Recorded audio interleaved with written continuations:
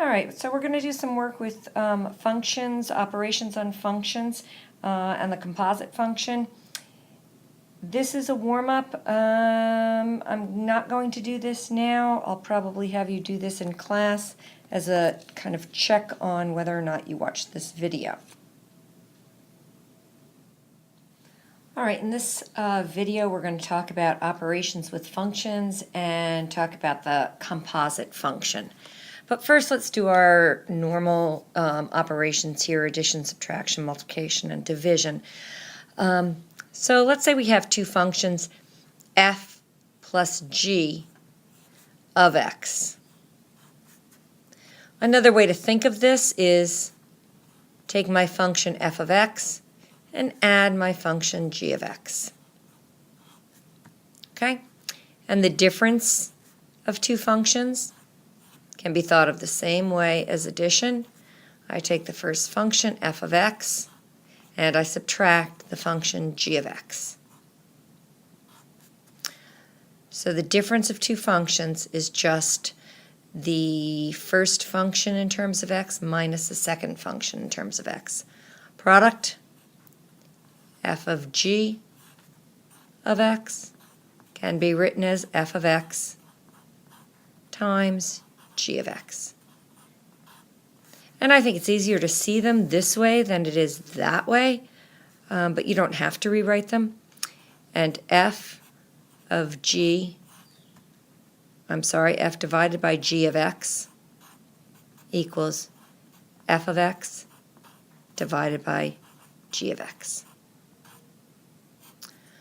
Okay, so here we're going to add two functions together. Another way to say this is f of x plus g of x. And now I simply can substitute. Instead of f of x, I can write 3x squared minus 4 plus 4x plus 5. Combine like terms. My final answer is 3x squared plus 4x plus 1.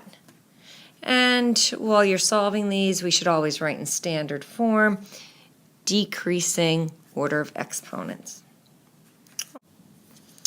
All right, and then we want to subtract here, so I'm subtracting f minus g of x, or f of x minus g of x. These are equivalent ways of thinking of the difference of two functions. So I get 3x squared minus 4.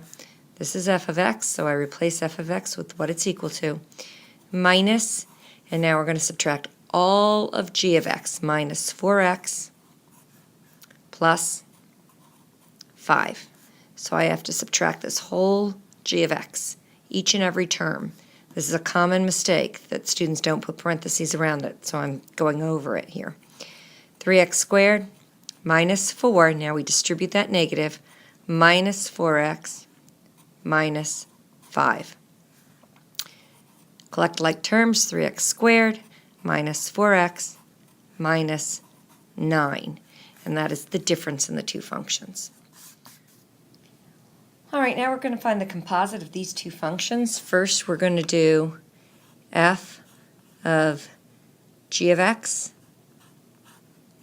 So we're going to take function f and we're going to put all of g of x into f.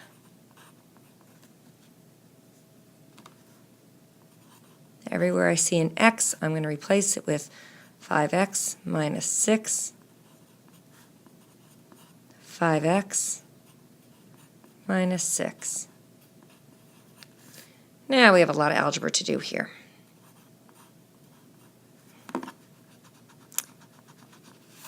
You don't need to do this step here, but it might be a little easier to see it. And I'm going to go ahead and distribute this right now.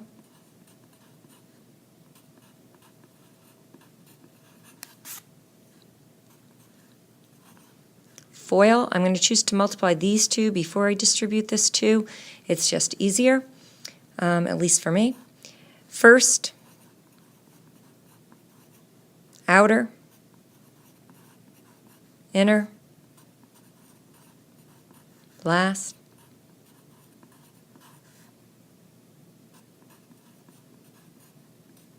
and I'll add these two together. Now I'll distribute my 2. Whoops, I should have added these first, but I think we can agree this is negative 60x times 2 would be negative 120x.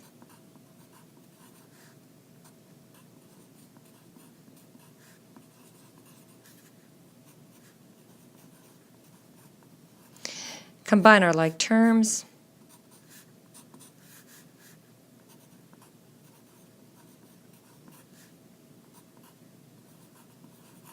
Okay, and there you have it. That is f of g of x. Now we're going to do g of f of x. G of all of this. For every x in g, we're going to replace it with all of what I'm writing now. So it's 5, and instead of x, I'm going to write all of this.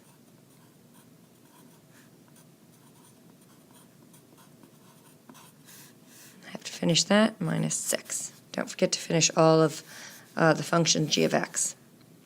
Distribute.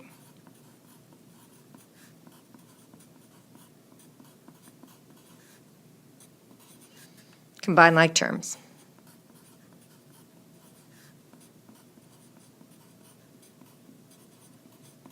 Okay. F of g of x, g of f of x. One had a lot of algebra to it, the other one not so much. Good. All right, the composition of a function and itself is called an iteration.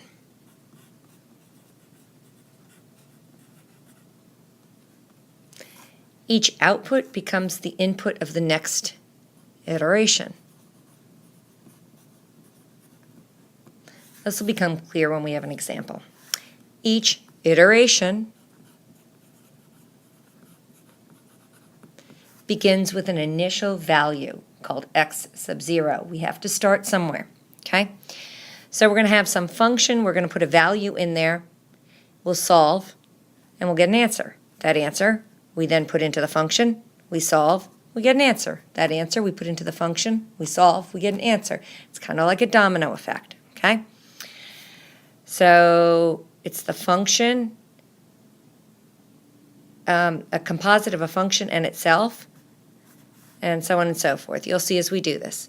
So we have to start somewhere. We're going to start with x sub 0 being 1. So we're going to find f of 1 equals 2 times 1 minus 3, 2 minus 3, negative 1.